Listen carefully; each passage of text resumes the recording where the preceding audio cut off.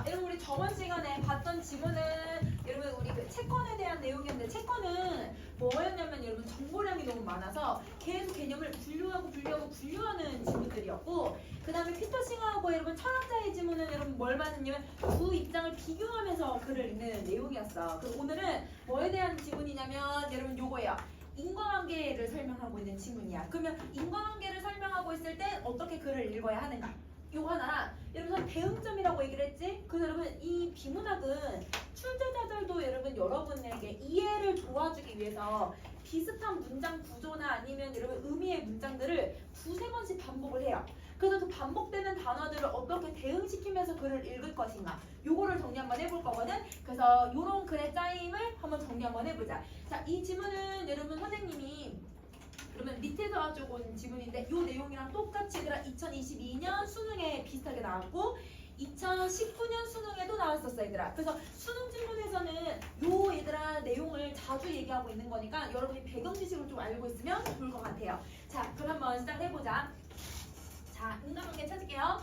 자, 현대 환경위기는 인류의 생존 문제일 뿐만 아니라 근대 이후에 구현되어 온 인본주의적 가치를 위협할 수 있는 요인이기도 하다. 이러면 여기서 인과과정이 들어갔다라는 거 알 수 있는 단어가 딱 하나 있지 않아 얘들아? 이렇게 조용히 해준 거? 자 얘들아 요인이지 요인. 그러면 여러분 이 요인이라고 하는 단어가 인과과정을 여러분 설명하고 있는 문장이라는 거 알 수 있게 해줘. 그러면 이 문장에서 얘들아 원인이 누구예요? 환경위기죠? 그렇죠. 맞아. 환경위기야. 이게 원인이야. 맞아. 그러면 이거에 대한 결과가 얘들아 나왔는데 결과가 뭐가 나왔냐면 생존 문제가 달려있대. 그러면 여러분 생존 문제가 발생한다는 게 결과 1번이거든? 선생님 왜 얘들아 결과 1번이라고 표시를 하고 있냐면 뒤에 뭐할 뿐? 아니라. 그치? 이 말 나왔어. 그 하나 더 있다는 뜻이잖아. 그 하나가 얘들아 바로 인본주의적 가치를 위협할 수 있다라고 하는 문제점이 발생한다. 이게 결과 2번이에요. 그래서 원인과 결과에 대한 지문을 설명하고 있다. 자, 근데 여러분 두 번째 문장은 즉으로 시작을 해. 그러면 여러분 앞문장하고 뒷문장의 내용이 똑같다는 거잖아. 그러면 또 한 번 더 반복해 준다는 거야. 그러면 봐보자. 그것은 생존을 빌미로 하는. 여러분 생존이라고 하는 단어 이미 나오지 않았어? 어디서 나왔어 얘들아? 결과 1번에 나왔던 거잖아요. 그럼 이게 결과 1번을 다시 한번 언급하겠다는 거예요. 자, 그러면 생존을 빌미로 하는 신유형의 독재나 제국주의를 유발한대요. 그럼 여러분 생존을 빌미로 하는 여러분 새로운 걸 유발한대. 그러면 이 유발한다라는 건 여러분 이 독재나 제국주의가 생존 문제가 발생하면 나타날 수 있는 결과인 거야. 그러면 여기 또 하나 더 얘들아 결과가 나오고 이 결과의 원인이 얘가 되는 거. 생존 문제가 원인, 그 다음에 결과. 자, 그 다음 다시 여러분 자유, 인권, 평등의 가치에 근거한 민주주의나 세계시민주의 등의 이념제를 위험에 처하게 할 수 있다는 점에서도 문제가 될 수 있는 것이다. 그러면 여러분 여기서 선생님이 이렇게 여러분 지금 허스 표시를 해보면 자 여기 얘들아 이 가치 똑같은 말 나오지 않았어 얘들아? 어디에 나왔어? 결과 2번에서 인본주의적 가치라는 말 나왔죠? 그러면 여러분 지금 여기에 자유, 인권, 평등이라는 단어 들어갔거든? 그럼 이거는 누구의 예시라고 생각하면 돼? 인본주의적의 예시라고 생각을 하면 돼. 그러니까 인본주의라는 건 인간을 중요시 여긴다는 건데 인간을 중요시 여기는 얘들아 가치관이 누구냐면 자유와 인권과 평등 같은 사상이라고 얘기를 하는 거야. 그러면 이게 인본주의야. 인본주의. 그러면 인본주의라고 하는 건 여러분 이런 가치에 근거한 민주주의, 세계시민주의 이런 게 인간이 가장 중요시 여겨야 되는 가치관을 얘기하는 거구나 이렇게 생각해 주시면 돼요. 그러면 앞에 나왔던 거 좀 더 부연 설명으로 결과 2번 다시 한번 얘기를 해준 거지. 그래서 이게 결과 2번 똑같이 반복해 준 거야. 자, 환경위기는 특히 철학적 근대에 관한 담론에서 중요한 주제로 부각이 된다. 자, 근데 여러분 철학적 근대는 번역 투의 말이거든 얘들아. 그래서 이거를 요즘에 우리가 쓰는 말로 선생님 좀 바꿔볼게 얘들아. 이거는 근대 철학이에요. 근대 철학. 그래서 여러분 우리 철학은 근대 철학으로도 구분할 수 있고 여러분 현대 철학으로도 구분할 수 있는데 그거라고 생각을 하면 돼. 그러면 근대 철학에서 환경위기는 여러분 너무 중요한 주제라는 거야. 왜 중요한 주제가 되는지 한번 가보자. 이 위기는 여러분 이 위기가 뭐예요? 환경 위기죠. 환경 위기는 자연과 인간을 근본적으로 차별하는 세계관을 사상적 토대로 하고 있대. 그러면 이러면 이 차별하는 세계관이 원인이 되네. 근데 이 원인 때문에 얘들아 뭐가 만들어진다는 거야? 위기가 만들어진다는 거잖아. 이 환경 위기가 바로 결과. 자, 그 또한 이러한 세계관은 여러분 이러한 세계관이니까 여러분 저 앞에 있는 차별하는 세계관은 인간의 이성적인 주체성을 전면에 등장시킨 근대의 철학적 혁명에서 비롯되었기 때문에 그러면 여러분 비롯되었다는 거 다시 이게 원인 그것 때문에 이 세계관이 만들어졌대요. 이게 결과. 자, 사상사적 맥락에서 가장 큰 책임을 져야 되는 게 바로 근대 철학이라고 지적받기 때문이다. 그러면 여러분 환경위기는 누구 때문에 만들어진 거다? 결과적으로 근대 철학 때문에 만들어졌기 때문에 중요한 주제가 되고 있다. 이렇게 얘기를 하고 있는 거야. 그럼 봐봐 지금 인과관점이 계속 나오고 있는데 이거에다 순서가 뒤죽박죽 막 꼬였어. 얘는 원인 결과 얘기인데 이 위기가 바로 이 위기를 얘기하고 있는 거거든. 이 원인? 그러면 여러분은 인과관점을 다 정리를 해줄 수 있어야 되는 거죠. 그러면 정리 한번 해보자. 제일 먼저 여러분 원인이 되는 게 무슨 철학이 나왔다? 근대 철학이 나온 거야. 그러면 여러분 근대 철학이 나오니까 여러분 어떤 세계관이 만들어졌냐면 인간과 자연을 뭐 해도 되는 차별해도 되는 여러분 세계관이 만들어졌대. 그러면 여러분 인간과 자연을 차별하니까 여러분 인간은 높을 거고 아니면 여러분 자연은 낮으니까 자연을 마음대로 얘들아 우리가 환경을 오염해도 된다고 생각을 하고 있는 거네. 그래서 여러분 이 차별하는 세계관 때문에 얘들아 뭐가 만들어진 거야? 환경이 위기가 발생하는 거야. 근데 여러분 이 환경 위기는 다시 두 가지의 문제점 만들었죠. 이 환경 위기 때문에 생존의 위협을 받네요. 그 다음에 이러면 인본주의적 가치들이 위협을 받아요.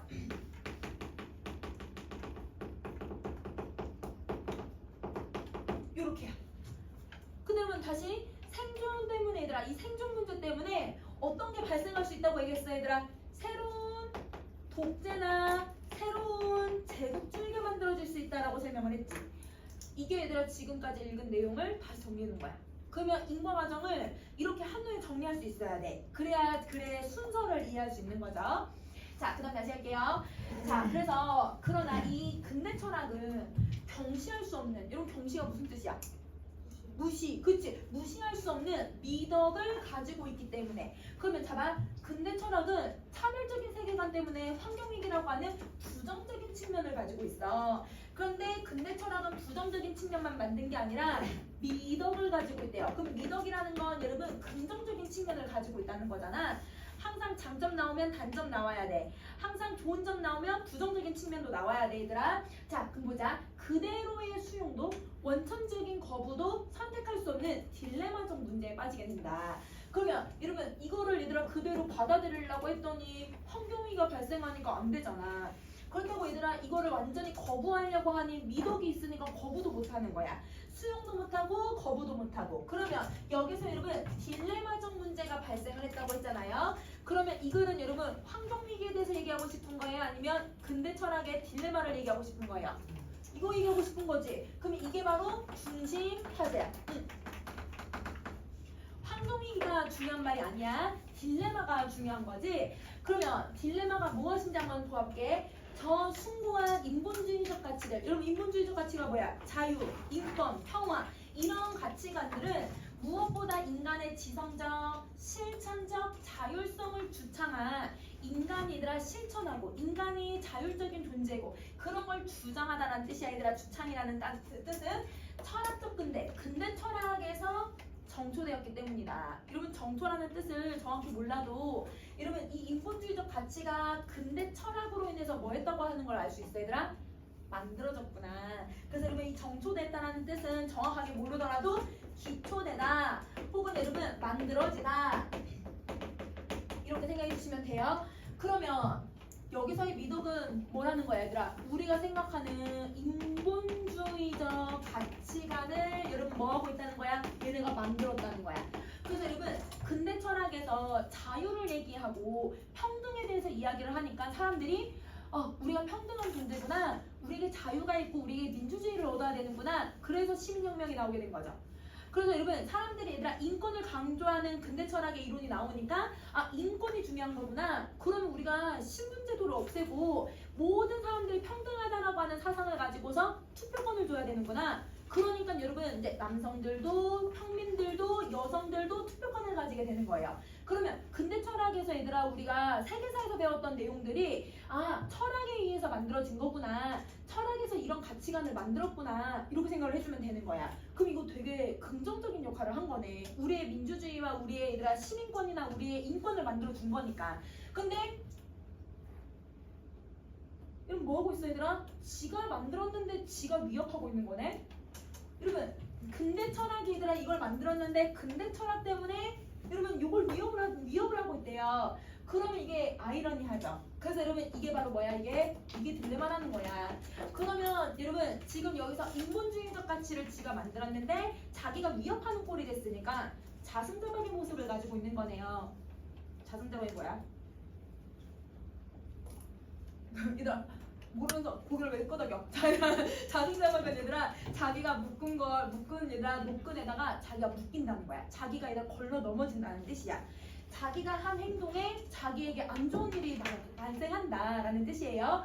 이게 딜레마라는 거예요. 그러면 딜레마라고 하는 건 여러분 문제잖아요. 문제. 그러면 이 첫 번째 문단에서는 여러분한테 뭘 하고 있는 거냐면 문제를 제기하고 있는 거예요. 그러면 문제를 제기하고 있으면 여러분 다음에 나올 내용이 정해지는데 여러분 어떤 내용이 나와야 되냐면 문제가 왜 발생하고 있는가. 그러면 문제를 제기하는 이유 이거 나올 수 있어 얘들아. 근데 이거 말고도 얘들아 나올 수 있는 내용이 하나 더 있지. 거의 대부분 얘들아 이 내용이 나올 텐데 해결 방안. 문제가 나왔다는 건 해결 방안을 제시하고 싶다는 거야. 그러면 여러분 뒤에 나오는 내용이 문제를 제기하거나 아니면 해결을 어떻게 할 것인지에 대한 내용이 나오겠구나 하고 생각하면서 지문 읽어주시면 되는 거예요. 자 그러면 여기까지 정리하셨으면 여기 두 번째 문단 한번 가볼 거야.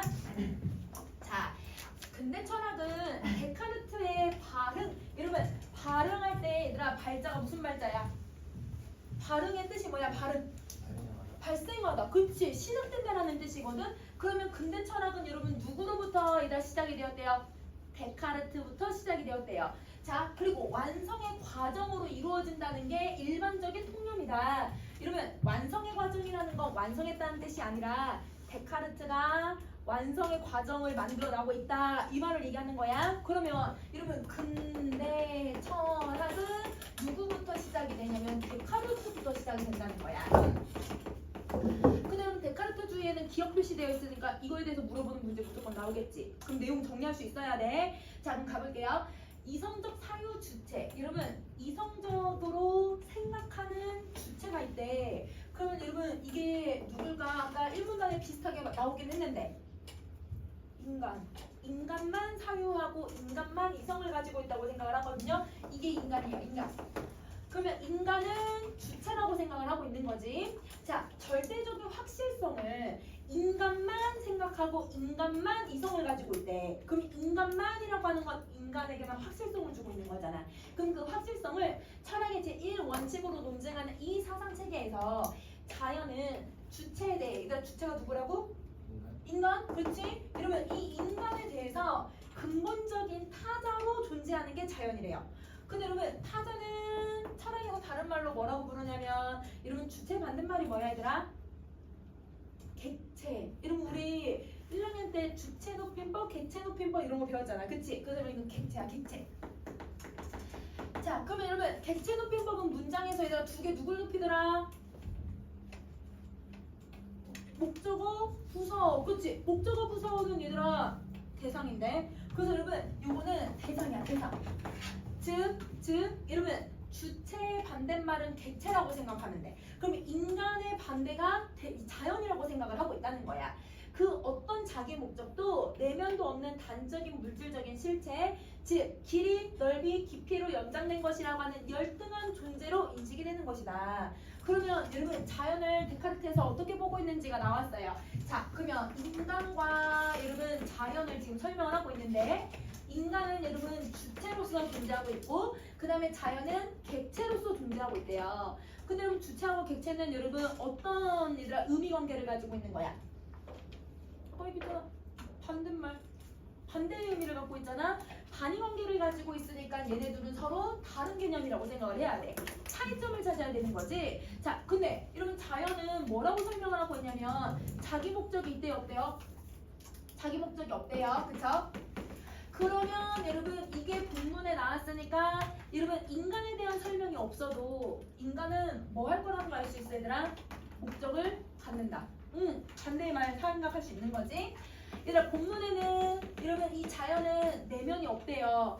그러면 여러분 반대로 본문에 나와 있진 않지만 인간은 내면을 갖고 있다. 그러면 철학에서의 내면은 여러분 뭐라고 생각해도 되냐면 이성, 여러분 정신, 그치? 인간 몸에 있는 여러분 이성, 정신, 여러분 감정 이런 것들이라고 생각을 해주면 되는 거야. 자, 그 다음에 자연은 여러분 뭐라고 생각했냐면 저기 본문에 열등한 존재래. 그러면 인간은 나와 있진 않지만 인간은 반대말이라 뭐라고 정리해주면 돼? 무등한 존재구나. 그러면 여러분 봐봐. 우리 1분단에서 인간과 자연을 얘들아 뭐 하니까 환경위기가 발생한다고 했냐면 차별적인 세계관이 발생한다고 했잖아. 차별적인 생각은 대부분 뭘 하는 거야? 우등과 열등으로 나눌 때 차별이 생기는 거잖아. 그러면 여기서 차별이 생기니까 환경위기가 만들어지는 거구나. 이렇게 생각해주면 돼. 이건 이제 1분단의 내용이랑 연결해야지. 그러면 인간은 우등하고 자연은 열등하니까 나무 그냥 베어도 돼요. 여러분 우리가 물 막 써도 돼요. 환경 오염해도 된다고 생각을 하는 거예요. 그래서 인간이 얘들아 산업화를 이룰 때 얘들아 환경 오염해도 된다라고 생각을 했었던 거야. 누구 때문에? 데카르트 때문에. 알겠지? 자, 그 다음에 다시 갈게. 여러분 여기 또 하나 봐봐. 길이, 넓이, 깊이로 표현되는 것이 얘들아 이게 자연이래. 근데 여러분 길이랑 넓이랑 깊이는 여러분 무슨 시간에 배웠던 거야? 수학 시간에 배운 거죠? 수학적으로 표현할 수 있다고 생각을 한대요. 그러면 여러분 수학적으로 표현한다는 건 길이와 넓이와 깊이 즉 여러분 자연은 수치화 과학적으로 수학적으로 표현할 수 있다고 생각을 하는 거야. 그런데 반대로 생각해봐 얘들아. 인간의 정신을 수치화할 수 있어 얘들아? 인간은 수치화할 수 있는 대상이 아닌 거지. 그래서 여러분 이렇게 주어져 있는 흰색으로 적혀져 있는 게 본문에 적혀져 있는 내용이야. 근데 그 적혀져 있지 않은 게 선생님 노란색으로 표시를 했거든. 그래서 여러분 항상 여러분 문장 행간에 행간이 뭐야? 문장과 문장 사이에 행간에 숨겨져 있는 의미를 찾으셔야죠. 그러면 이 숨겨져 있는 의미를 찾을 때 그냥 선생님 무조건 찾은 게 아니라 어떻게 찾았어요? 인간과 자연이 무슨 관계인지를 먼저 찾았어. 본문에 주어져 있는 걸 갖고 아 반대말이구나. 그럼 그 반대말을 가지고서 그 숨겨져 있는 의미를 찾아야 되는구나. 만약에 동일한 의미를 가지고 있으면 그 의미대로 해석하면 되고 유의관계를 가지고 있으면 비슷한 관계로 공통점 차이점 찾으면서 글을 읽어주면 되는 거야. 알겠지? 그래서 이렇게 정리해 주시면 돼요. 자, 그럼 다시 할게요. 그러면 인간과 자연의 이러한 위계적 여러분 위계라는 말이 어디에 들어가는 거야? 우등, 열등 그치? 이원화 여러분 이원화라는 건 두 개가 별개로 존재한다는 거잖아. 그러니까 인간과 자연이 주체객체로 별개로 존재하는 거네. 그러면 여러분 이제 상식적으로 알 수 있어. 데카르트는 무슨 논자예요? 세상을 몇 개로 보는 무슨 논자예요? 두 개로 봐. 그러면 그거를 이원론자라고 얘기하지. 그래서 여러분 이거 다음에 또 할 거야. 여러분 데카르트 이원론자야. 대표적인 이원론자야. 또 할 거야 얘들아. 자, 그럼 다시 할게. 인간의 자연 지배를 정당화하는 토대가 돼버린 거예요. 얘들아 왜 정당화했는지 이해되지 얘들아? 자, 기계론적으로 양화되는 연장의 영역으로 정의된 자연. 너무 말이 어렵다 얘들아 그치? 자 그러면 선생님 아까 기문학은 여러분 똑같은 말 문장 2개, 3개씩 반복해서 나온다고 했지? 그럼 여러분 여기서 당황하지 말고 여러분 이 연장이라고 하는 단어 어디서 본 것 같아. 하나, 둘 위로 올라오면 연장이란 말 그대로 나와있지 않아 얘들아? 그치? 그럼 봐봐 양화되는 연장이라고 해서 연장을 꾸며줘요. 그럼 여기도 길이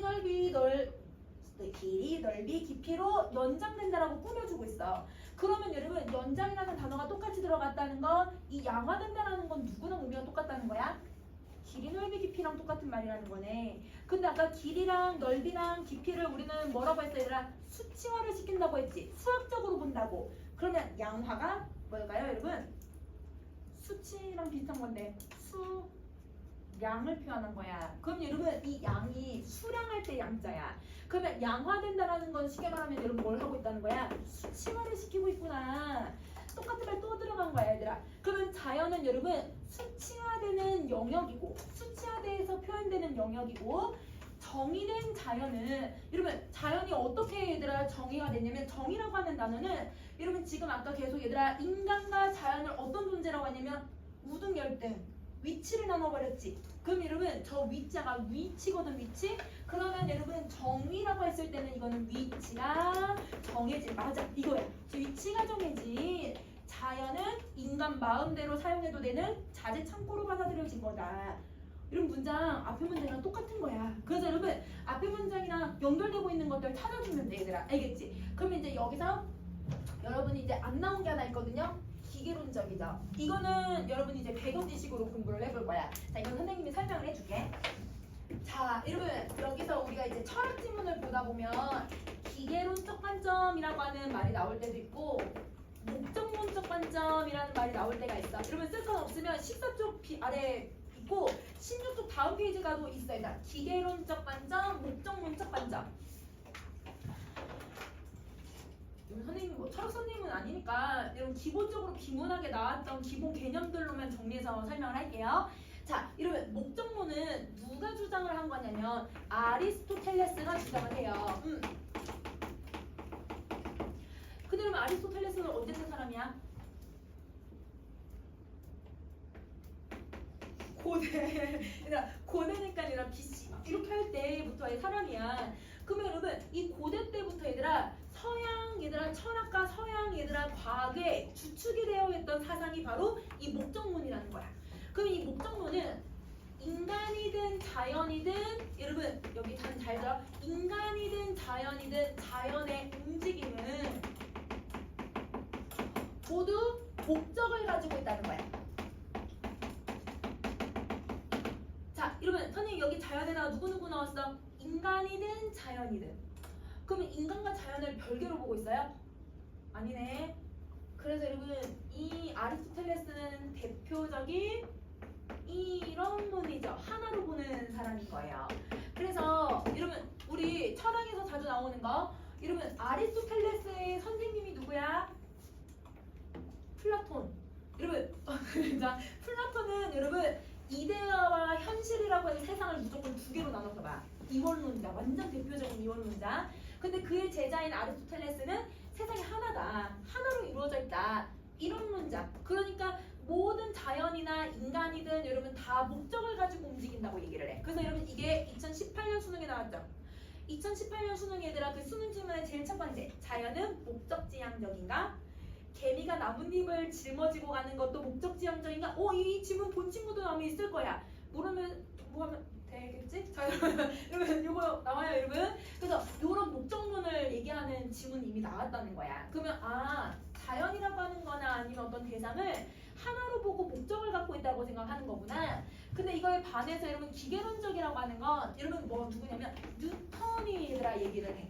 여러분 근데 뉴턴이 나 대놓고 기계론적 이론 이렇게 얘기하는 것보다 뉴턴이 얘들아 과학 이론을 제시를 하니까 그 당시의 철학가들 사이에서 이 기계론적 관점이 나오기 시작을 하는 거예요. 그러면 뉴턴은 여러분 근대 때 사람이거든요. 그러면 근대부터 얘들아 기계론적 관점이 나오기 시작을 한 거죠. 그대로 근대 철학이잖아. 여러분 이 뉴턴이 살았을 때쯤 데카르트도 활동을 해요. 여러분 근데 데카르트도 완전 대표적인 수학자이면서도 얘들아 과학자야. 그러니까 이 사람도 과학적인 원리를 철학에도 접목해보고 철학을 얘들아 과학에도 접목해보고 이러면서 하거든. 그래서 무슨 내용을 얘기하냐면 자연 법칙은 여러분 인간 얘기하지 않아 얘들아. 자연 법칙은 작용과 반작용의 과정으로 이루어져 있다.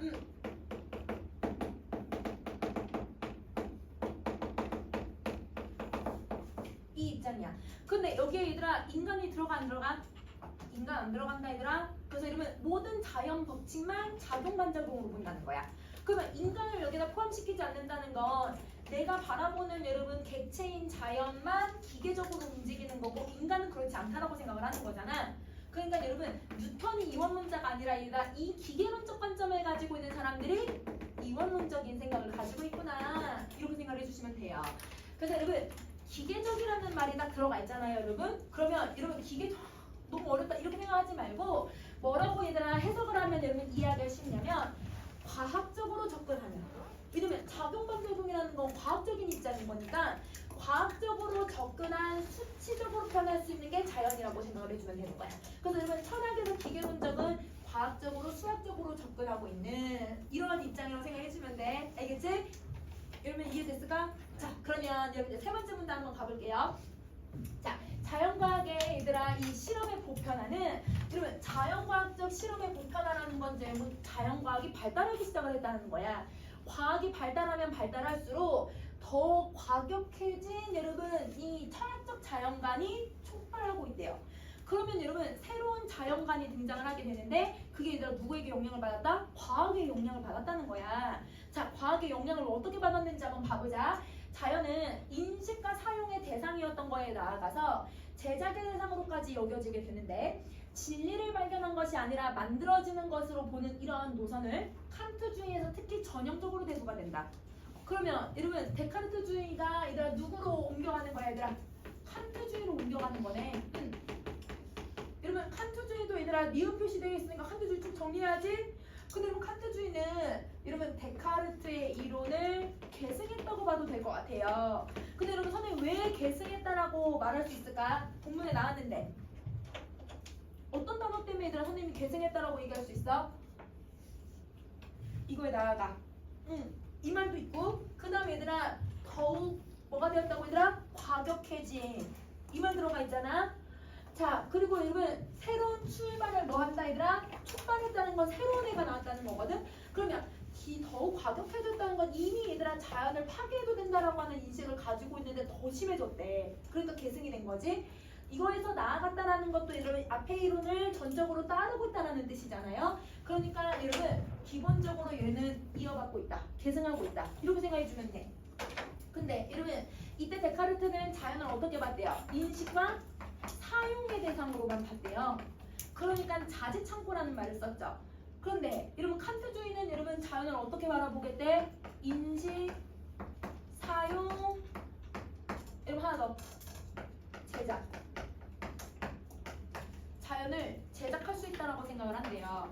여러분 우리 아주 옛날에 여러분 막 조선시대 때, 고려시대 때, 원시시대 때 여러분 구름을 만들 수 있다고 생각했을까? 구름 만들 수 없다고 생각하지. 근데 여러분 지금 구름 만들 수 있었어요? 만들 수 있죠. 그래서 인공비도 내리고 인공눈도 내려요. 구름 얘들아 실험실에서 만들어낼 수 있어요. 그러면 여러분 과학이 발달하고 실험이 보편화가 될수록 여러분 자연을 예전에는 여러분 신들이 만들어내는 거라고 생각했던 영역에서 누가 만들 수 있다고 생각하는 거야? 과학이 발달할수록 인간이 만들어낼 수 있다고 생각을 하는 거야. 그러니까 여러분 제작할 수 있다는 건 그 전에는 여러분 인간의 영역이 아니라 자연은 신의 영역이었는데 근데 이제 점점 인간도 만들어낼 수 있다면 인간이들아 누구의 역할을 대신하고 있는 거야? 신의 역할도 할 수 있다는 거야. 그러니까 여러분 인간의 위상이 얘들아 더 높아질까 낮아질까? 얘는 더 높아지는 거고 자연은 여러분 우리가 만들어낼 수 있으니까 얘가 안 그래도 열등한데 더 어떻게 느껴지는 거야? 더 열등한 존재라고 생각을 하게 되는 거야. 그러면 우리는 더 우등하고 얘는 더 떨어지고 그러면 여러분 얘가 우등하고 여러분 열등하다라고 하는 이 인식이 계속 더 만들어질 거기 때문에 차별적인 인식이 얘들아 해소가 되는 걸까요? 아니면 심화가 되는 걸까요? 심화되죠. 그렇죠. 그래서 여러분 이 차별이 여러분 심화가 된다는 건 환경위기를 여러분 더 과격하게 더 촉발시킨다라고 얘기를 하는 거야. 근데 여러분 환경위기를 더 심화시키게 내버리는 거다. 이렇게 얘기를 할 수 있는 거지. 그러면 여러분 점점 근대 철학이 발달하면 발달할수록 여러분 환경이 더 훼손될 수 있다라고 하는 거 이해됐어 얘들아? 자 그럼 다시 할게. 그래서 의지의 규범인 도덕 준칙. 여러분 준칙이 뭐야? 규칙이죠. 지켜야 되는 규칙. 그러면 도덕 규칙 중에 여러분이 아는 거 생각을 해보세요. 사람 때리면 안 되죠. 물건 뺏으면 안 되죠. 여러분 괴롭히면 안 되죠. 여러분 그런 규칙은 여러분 누가 만들었어? 인간이 만들었지. 그것처럼 인간이 만든 규칙처럼 지성의 대상인 자연법칙 또한 입법권. 여러분 입법이 뭐야? 법을 만들다는 뜻이잖아. 자연법칙을 가지고 그 법과 입법을 만들어내는 것. 자연법칙을 만드는 것도 자율적인 주체인 인간에게 부여된 것이었다. 그러니까 여러분 자연법칙도 인간이 만들기 시작을 했다라는 거예요. 그전에는 여러분 자연이란 뭘까? 해는 이렇게 돌아가겠지? 여러분 지구는 이렇게 돌겠지? 뭐 이런 식으로 여러분 생각만 했거든? 근데 이제부터는 규칙을 만들기 시작을 해. 그래서 여러분 근대과학이 되면서 얘들아 다 수치화가 되죠? 공식을 만들기 시작을 하는 거예요. 그래서 여러분 이제 과학이 공식화되고 있는 것처럼 자연도 공식화가 되고 있고 자연의 입법권 여러분 이 법을 만들어내는 것도 다 인간이 하는 거다 이렇게 생각을 하게 됐다는 거야. 자연은 한낱한 조야의 진료. 여러분 조야가 무슨 말인지 몰라도 진료라는 말은 알지? 진료가 뭐예요? 재료. 여러분 재료. 그러면 그 재료로서 주어질 뿐이지. 얘들아 왜 재료라고 생각을 하는 거야? 이 자연을 제작하고 있으니까 제작이 재료라고 생각을 하는 거죠. 자, 그래서 이 구체적인 존재 형식은 인식 주체로서의 인간의 지적 틀에 의해서 결정이 되는 거다. 인간의 지적의 틀, 즉 정신에 의해서 자연이 만들어지는 거다. 물론 이 사상에서 자연의 자기 목적이 중요한 화두로 제기되기도 하지만 여러분 자연이 뭘 갖게 된다 얘들아? 자기 목적을 가진다라고 하는 말이 나오기 시작했대. 그러면 여러분 누구랑 차이점이 생긴 거예요? 데카르트랑은 차이가 생긴 거네요. 그쵸? 그런데 완전 여러분 인간처럼 자기 목적을 가졌다고 볼까 얘들아? 그 다음 말 봐봐. 이 세 역시 세계를 대하는 인간의 심적 태도의 차원에서 상정될 뿐이었다. 어떤 차원에서만 설정했다라는 건 완전한 여러분 목적을 갖는 게 아니라 일부의 얘들아 목적만 가지고 있다라고 생각을 하고 있는 거야. 그러면 여러분 이런 부분들은 여러분 데카르트랑은 조금 차이점이 있다. 이렇게 생각해주면 되는 거지. 근데 자 데카르트랑 칸트가 나왔잖아요. 근데 여러분 우리는 아까 1문단에서 뭐 찾기로 했어 얘들아? 문제를 제기했으니까 해결 방안 찾기로 했지. 근데 여러분 해결 방안 지금 나왔어 안 나왔어? 안 나왔어. 계속 얘들아 왜 환경위기가 만들어지고 있는지 그 이유를 설명하고 있는 거야. 선생님 얘들아 나오는 거 2개 있다고 했지. 해결 방안 아니면 문제 제기를 하게 되는 이유. 그러면 딜레마의 얘들아 원인이 되고 있는 것들을 지금 설명하고 있다고 생각해주면 되는 것 같아. 자 그러면 해결 방안 아직 나오지 않았으니까 해결 방안 계속 찾아볼게요. 4번째 문단 가세요.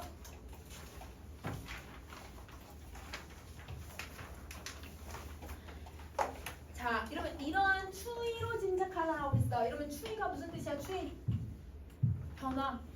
여러분 이러한 변화라고 하는 게 뭐야? 데카르트에서 칸트로 넘어가는 거. 자, 이런 변화로 짐작하면 철학적 근대 철학의 완성판이라고 불리는 객관적 관념론은 어떤 노선보다도 강한 이성주의적 면모를 가지게 됐대요. 그러면 여러분 완성판이 나왔네요. 객관적 관념론. 그러면 여러분 이렇게 생각해주면 되겠다. 근대 철학은 여러분 3단계로 발전하고 있다고 생각해주면 될 것 같아. 데카르트에서 칸트, 칸트에서 객관적 관념론. 근데 이성은 여러분 누가 제일 강화되었다고? 요게 제일 강화되었대요. 그러면 여러분 이성이 강화되면 강화될수록 여러분 인간이 중요해지는 걸까? 자연이 중요해지는 걸까? 인간이 너무너무 중요해지는 거야. 그러니까 여러분 인간만 더 포커스를 맞추다 보니까 자연에 대한 억압적 지배를 정당화하는 궁극의 사조라고 생각하겠죠. 여러분 봐봐. 여기서도 인간이 얘들아 우등하고 여기도 인간이 우등했지만 자연을 제작한다라고 하는 인식을 가지게 되면서 인간이 더 우등하고 얘는 더 열등하다라고 생각을 하게 되었대. 그래서 차별이 더 심화되었잖아요. 그러면 얘는 여러분 이성을 더 강조시킬 거니까 얘들아 인간은 더더더 우등해지고 여러분 자연은 더더더 열등해지는 모습일 거라고 우리 이렇게 예상할 수 있다는 거죠. 근데 이런 예상을 여러분 뒤에 뭐라고 되어 있어 얘들아? 죄명을 뒤집었을 개연성이 얘들아 클 것이다. 여러분 죄명을 뒤집었는데 오해를 받을 거래. 그럼 오해를 받는다는 건 여러분 얘는 이성이 강조될수록 여러분 자연이 열등하다라고 생각을 하는 거야. 자연이 열등한 존재가 아니라고 여러분 주장을 하게 될 거라는 거야. 이렇게. 그래서 오해받고 있는 점이 무엇인지를 여러분 생각을 해주시면 돼요. 자, 이 말이 뭔지 조금 더 정리 한번 해볼게. 자, 이 철학 사조는 그런 그런 혐의가 뭐야? 이성이 높아질수록 자연을 마음대로 훼손해도 된다라고 하는 이런 혐의가 근본적인 뭘 이해해서 비롯된 것이라고 항변할 수 있는 상당한 근거를 가지게 되는데 여러분 왜 얘들아 사람들이 잘못 이해하냐면 여러분 이 객관적 관념론에 대해서 몰이를 가지고 있다는 거예요. 여러분 몰이라고 여러분 접사가 들어가면 뭐라고 해석해야 돼? 뭐뭐가 없는. 그러면 여러분 이해가 없는 여러분 이런 뜻이지. 그러면 여러분 몰 염치가 뭐야 얘들아? 몰 염치. 염치가 없는. 그렇지. 그래서 여러분 근본적인 이해가 없으니까 객관적 관념론을 잘못 이해하고 있다는 거예요. 사람들이. 자, 흥미롭게도 이 근거는 이 사조가 철학적 근대의 핵심 원리인 이성의 위상을 극한으로 강화시키고 있다는 점에서 해결 방안을 볼 수 있다는 거예요. 자, 볼게요. 객관적 관념론은 문자 그대로 관념에 구체적으로는 이성의 객관적 진리치를 정당화하려고 한대요. 그러면 여러분 얘네들은 이성을 어떻게 보려고 하냐면 객관적으로 보려고 하는 거예요. 그러면 이 말은 앞에 얘들아 데카르트하고 칸트는 이성을 어떻게 보고 있다는 거야 얘들아? 주관적으로 본다는 거야. 왜 주관적이야? 누구 중심으로만 생각했어? 인간 중심으로만 생각했기 때문이야. 그래서 여러분 얘네들은 여러분 이성을 어떻게 생각을 하냐면 주관적으로 바라보고 있었구나. 그런데 얘는 객관적으로 보고 있으니까 그래서 앞에 말하고 있는 거랑은 좀 다른 내용이 나오겠구나. 이렇게 생각해주면 되는 거예요. 자, 그럼 다시 할게요. 중요한 건 여기서 이성이 이전의 근대 철학과는 사뭇 다른 층위의 의미를 가지고 있다는 거야. 이런 이성이 얘네랑은 조금 다른 의미를 가지고 있대. 왜냐면 해석을 다르게 하고 있으니까 그 의미가 무언지를 정리 한번 해보자. 그럼 위로 올리고. 자, 여러분 지금부터 시작할게요. 두 번째 쪽 여기. 자, 즉 이성은 단지 지적 능력의 특정한 형식이나 단계를 지칭하는 거. 그럼 여러분 우리가 말할 때 얘들아 인간의 이성이라고 하면 인간의 어떤 생각, 지적 능력이라고 생각을 하거든. 그럼 이 지적 능력이라고 하는 여러분 이성의 의미는 이거에서 나아가 다른 의미가 나온대. 근데 아까 나아가라는 건 여러분 앞에 나왔던 이론에 대한 뭐라고 했어 얘들아? 계승하는 거라고 얘기를 했잖아. 그러면 여러분 데카르트하고 칸트는 이성을 어떻게 보고 있는 거예요? 첫 번째 의미로 보고 있다는 거네요. 근데 그것뿐만 아니라 여러분 객관적 관념론도 이성을 어떻게 보겠다는 거예요? 1번의 의미를 가지고 있다는 걸 보겠다는 거예요. 자, 인간만 지적 능력이 너무 뛰어나니까 자연을 마음대로 해도 된다는 생각이었던 거야, 얘네들은. 그런데 여러분 얘네들은 인간이 얘들 지적 능력을 가지고 있다는 걸 버리지는 않아. 가지고는 있어. 그런데 근본적으로는 존재론적 형이상학적 위상까지 지니고 있는 최상위의 범주 또는 섭리를 지칭한대요. 이게 여러분 두 번째 의미죠. 이성의 두 번째 의미. 근데 여러분 조금 철학적 용어들이 너무 많이 들어가니까 조금 어려울 수 있어. 그러면 여러분 여기서는 여러분이 두 단어만 알고 있으면 돼. 존재론, 섭리. 여러분 섭리가 뭐지? 내가 섭리? 이치. 자연의 섭리라는 말 쓰잖아. 우리 문학 시간에도 자연의 섭리라는 말 쓰지. 그게 이치지, 이치. 이 세상을 얘들아 움직이게 하는 이치. 꽃이 피고 꽃이 지는 거. 인간이 태어나면 인간이 죽는다라고 하는 이치. 이런 이치를 얘기를 해. 자, 이 자연의 섭리인데 존재론이라고 하는 말은 선생님 저번 시간에 비슷하게 설명을 했는데요. 피터싱어 할 때 윤리 그 자체, 인간 그 자체, 이러면 선생님이 얘들아 뭐 도덕 그 자체, 이러면 무슨 그 자체라는 말이 들어가 있으면 이걸 철학에서 어떻게 봐야 된다고 했어? 그 자체라는 말이 들어가면 이거 뭐라고 했어 얘들아? 본질이라고 해석해야 된다고 했지. 그럼 다시 이러면 그 자체라는 거는 여러분 그 자체의 존재를 얘기하는 거야. 그래서 여러분 존재론이라고 하는 건 인간의 존재가 무엇인가, 책상의 존재란 무엇인가 이런 걸 생각을 하는 거거든. 그 자체를 보는 거예요. 그러면 이 존재론도 사실은 누굴 얘기하는 거예요? 본질을 얘기하고 있는 거예요. 그러면 여러분 본질적인 섭리에 대해서 얘기를 하고 있다는 거죠. 이해됐어요 얘들아? 그러면 이성이라고 하는 건 단순히 인간의 지적 능력뿐만 아니라 인간과 이 사회를 둘러싸고 있는 이치를 얘기하고 있다는 거야. 이성을 되게 폭넓게 보고 있다는 거네. 자, 그 다음에 다시 갈게 얘들아. 모든 것은 개념, 판단, 추론이다라고 하는 해겔의 말처럼 이성은 이 세계의 모든 것에 선행하면서, 이러면 이 세계의 모든 것에 선행한대. 왜냐면 이치니까, 자연의 섭리니까. 그리고 동시에 그 모든 것을 가능하게 하는 조건이다. 이게 얘들아 세 번째 이성의 개념이죠. 그러면 모든 것을 가능하게 한다는 건 인간이 태어나고 죽는 거, 꽃이 피어나게 하는 거, 꽃이 지는 거, 이런 이 세상을 움직이게 만드는 모든 요소들이 이게 자연의 섭리라는 거야. 그러면 이러면 2번, 3번 다 이성을 뭐라고 생각을 해주면 되는 거예요? 그냥 섭리라고 생각을 해주면 되는 거네요. 그쵸? 자, 그 다음에 즉 여러분 직이 나왔어. 그럼 직은 앞문장 뒷문장 똑같은 문장이지. 또 이성에 대한 한 번 더 설명해 주겠다는 거야. 이러면 3단원장이 뭐예요? 이건 동양 철학에서 나오는 말이야. 우주. 그러면 그래서 여러분 이거야 우주. 그래서 여러분 우주의 선언적인 구조 내지 원리라고 볼 수 있는 거예요. 근데 여러분 이거 우리가 알고 있는 단어는 저 우주랑 뭐만 알고 있으면 돼. 원리라고 하는 것만 알고 있으면 되는 거네. 그러니까 여러분 여기도 자연의 선미를 얘기하고 있다는 거야. 자, 절대적인 이런 위상을 지니고 있어서 이의 모든 자연사. 여러분 자연사가 뭐야? 자연에서 벌어지는 일. 인간사는 뭐예요? 인간에서 벌어지는 모든 일. 그 모든 일들은 절대적 이성이. 여러분 여기서 절대적 이성이란 말 썼거든? 아까 얘들아 절대적 위상을 지니고 있는 게 누구라고? 1번, 2번, 3번, 4번의 이성의 개념이지. 그러면 여러분 얘는 이거야.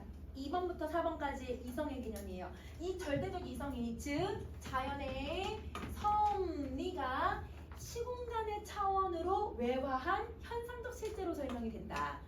여러분 이 단어들 지금 22년 수능에 나왔던 여러분 그 해겔과 이들아 데카르트 지문에 그대로 나오는 단어들이야. 그래서 여러분 기본적으로 철학 지문을 읽을 때는 이 단어들을 알고 계셔야 해요. 자 보세요. 외화라고 하는 단어는 여러분 겉으로 드러난다라는 뜻이야. 눈에 안 보였던 게 눈에 보이게끔 표현하는 거. 그래서 여러분 외화는 눈에 보이게끔 표현하는 걸 외화라고 해요.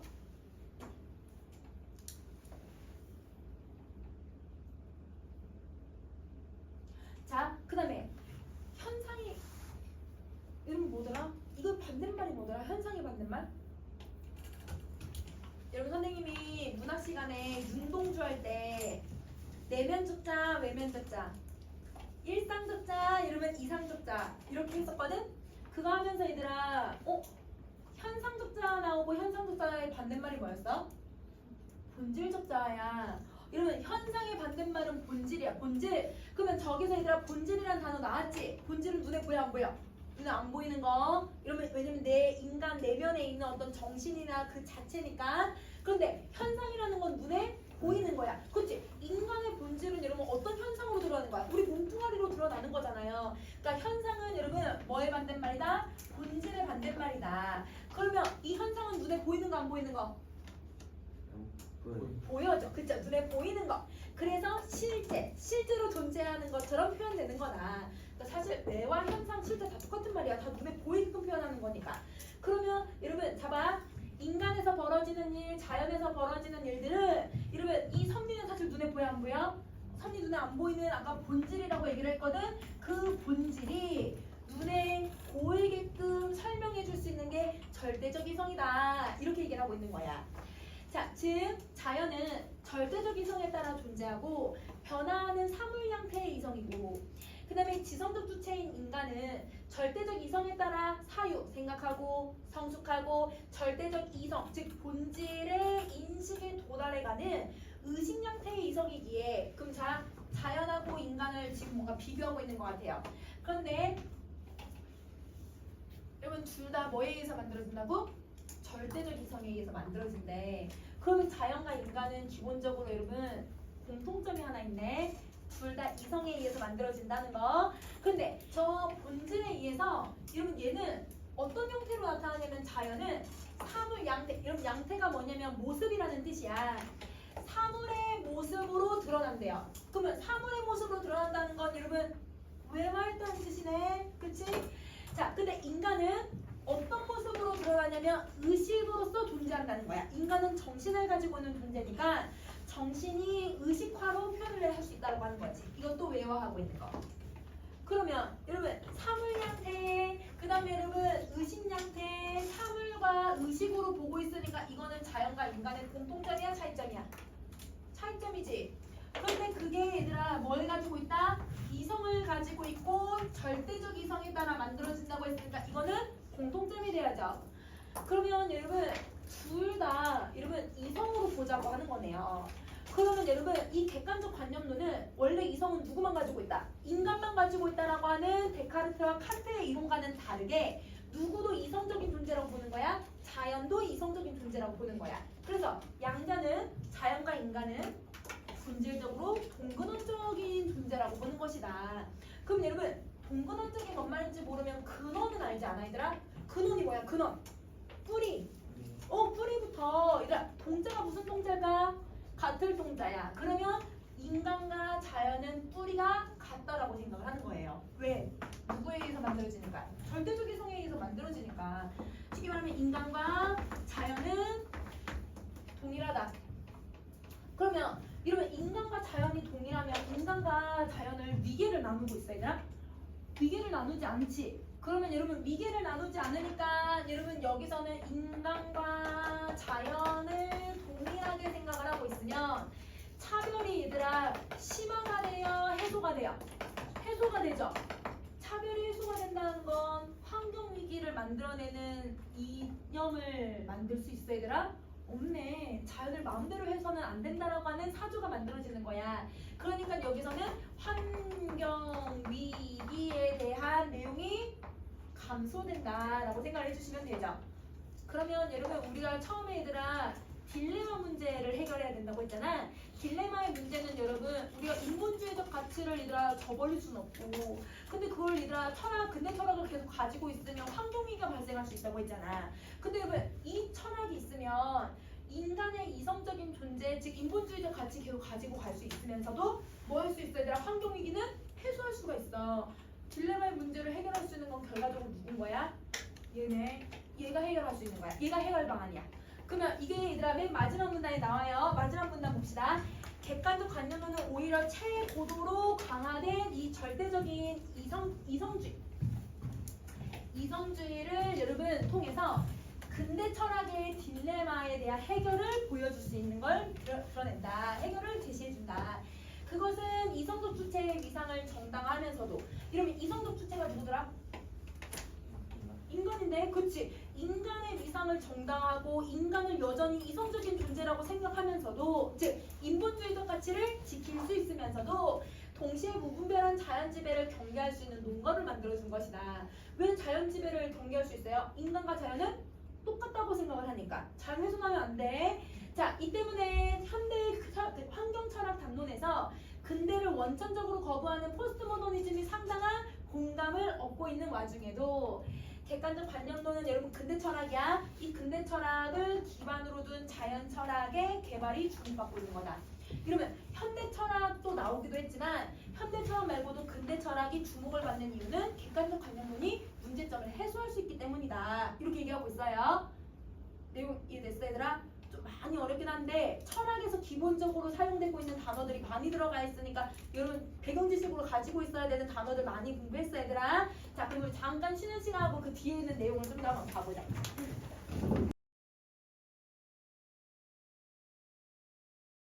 자 여러분 가장 강화된 이성주의는 여러분 요거는 객관적 관념론을 얘기하는 거지.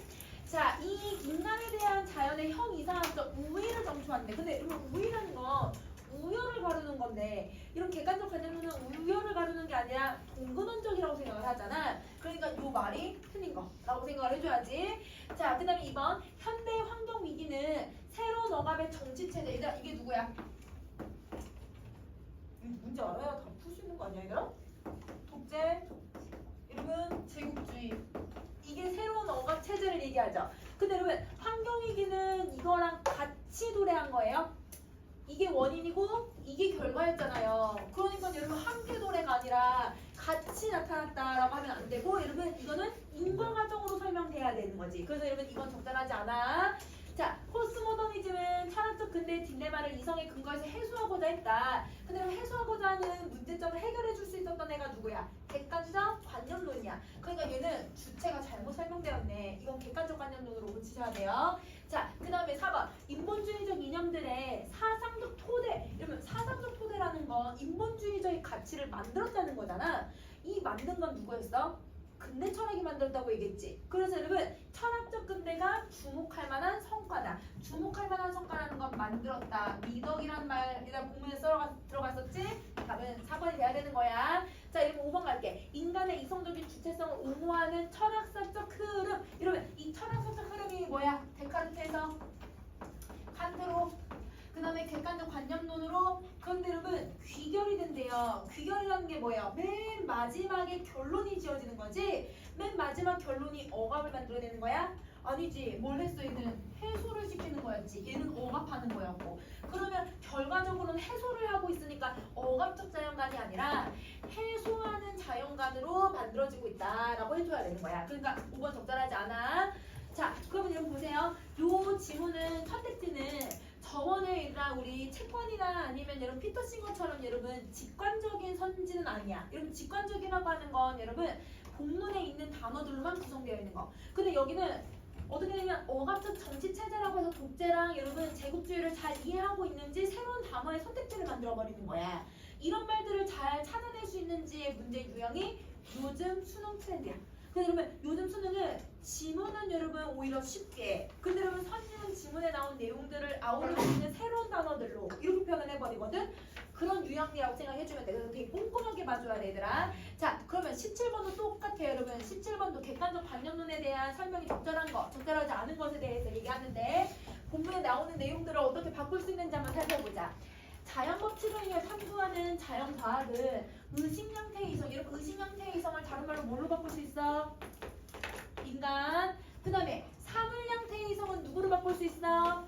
자연. 여러분 대체할 수 있는 말이 들어갔다면 대체한 말로 다시 읽어봐. 자연법칙을 탐구하는 자연과학은 인간이 자연을 인식하는 것이라고 여길 수 있을 것이다.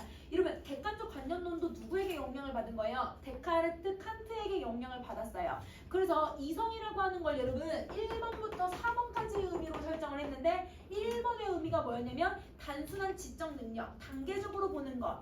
인간의 얘들아 이렇게 인식하고 여러분 그 대상을 사용하고 얘들아 그 대상을 바라보고 있는 건 여러분 누구나 다 똑같이 바라볼 수 있다라는 거야. 그래서 여러분 요거는 1번의 개념으로 여러분 자연법칙을 인식하고 자연법칙을 탐구할 수 있는 건 데카르트랑 칸트랑 객관적 관념론이 다 똑같이 설명할 수 있는 거.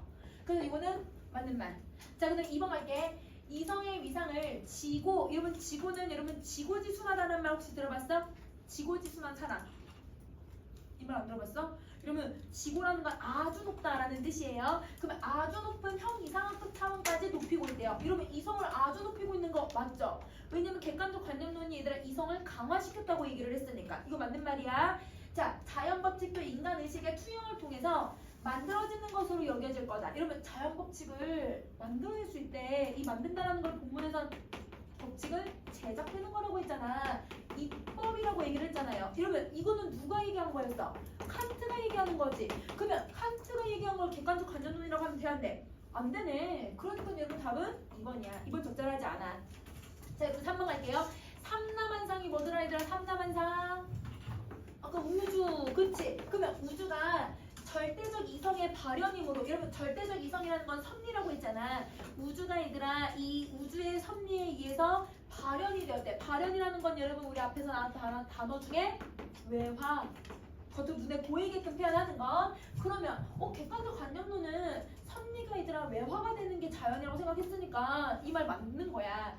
자, 반이성적으로 보이는 것. 여러분 반이성적으로 보인다는 건 반이 얘들아 반대, 이성이 아닌 이성적이지 않은 존재로 보였던 게 그동안 누구였어 얘들아?